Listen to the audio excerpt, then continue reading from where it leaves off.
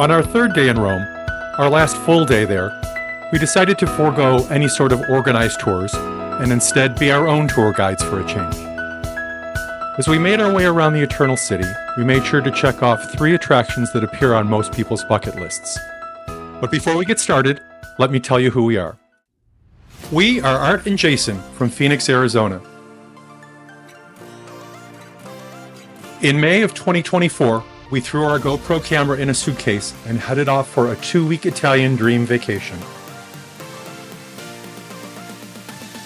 Come along with us in this video series, and we'll show you the splendor of Italy. On our last full day in Rome, we left our apartment near the Basilica di Santa Maria Maggiore and headed toward Piazza di Spagna, where we did a self-guided tour of the Spanish Steps, including the fountain at the foot of the stairway, Fontana delle Barca, and the church at the top, Chiesa della Trinità dei Monti. We next made our way to the Pantheon and toured that monument at our leisure, before moving on to our final destination of the day, the Trevi Fountain. The Spanish Steps, as they are called in English, is a set of 135 stairs that ascend from the Fountain of the Boat at its base to the Church of the Holy Trinity of the Mountains at the top.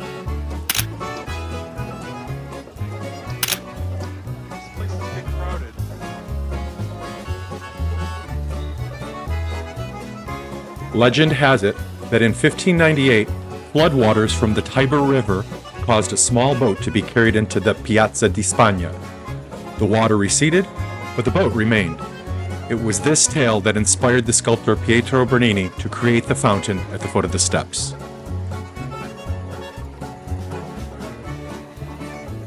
The steps are such a popular attraction that in August of 2019, a law was enacted to ban people from sitting on them. Violating this law could end up costing you 250 euros. The steps had become a popular place for people to sit and eat lunch, and the city decided to put a stop to it in order to prevent obstructing passage. We dutifully made our climb without sitting before heading off to our next destination.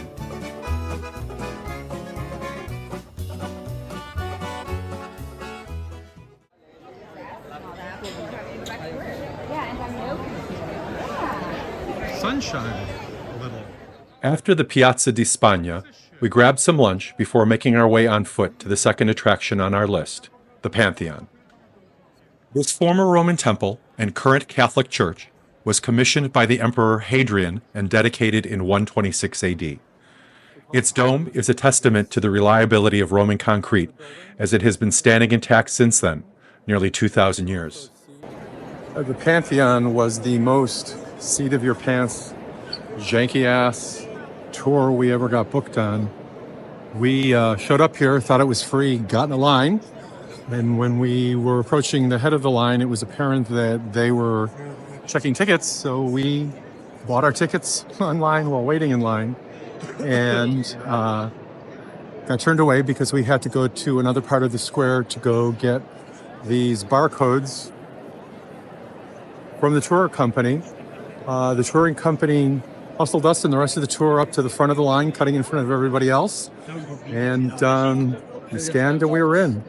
Yeah, so anyway, from the time we got in line to the time we got in the church, about 11 minutes and $15 later. It was fun. I'm in the Pantheon, formerly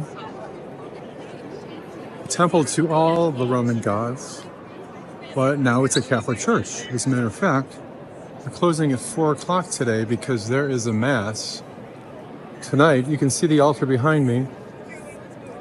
And it's kind of weird seeing all these Christian symbols interspersed with the Roman architecture. Oh no, it's pretty cool.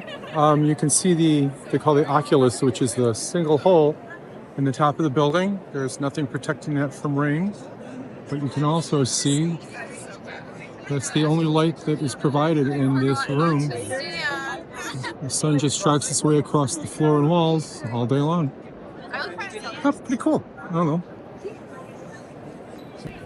So fresh out of the Pantheon, we stumbled across this church, Basilica Santa Maria sopra Minerva.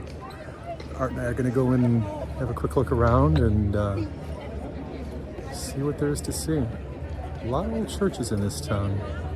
And the other town, probably a town we're going to visit soon or later. So I came into a church with art for a change. This place is pretty cool. It's gigantic. I mean, it's no Vatican, but still quite beautiful. You can see why he likes to spend a lot of time in here and places like this.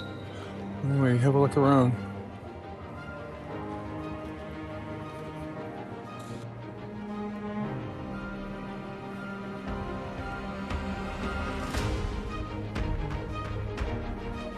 After seeing the Basilica of St. Mary of Minerva, we had one last stop to check off our list, the Trevi Fountain. All the guides recommend visiting this monument early in the morning, as it's so popular that it gets more and more difficult to get close to as the day wears on. The guides are not wrong. We made it around 5 p.m. and were just about able to squeeze our way in and snap a few still photos before getting out of everybody's way.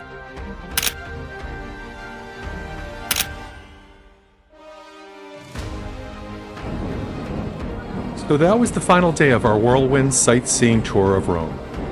Back in the subway and back home to change for dinner. We made an early night of it so we could pack up our things and be ready for the next day's rail journey. Catch us next time as we say Arrivederci Roma and head north toward Florence and Pisa.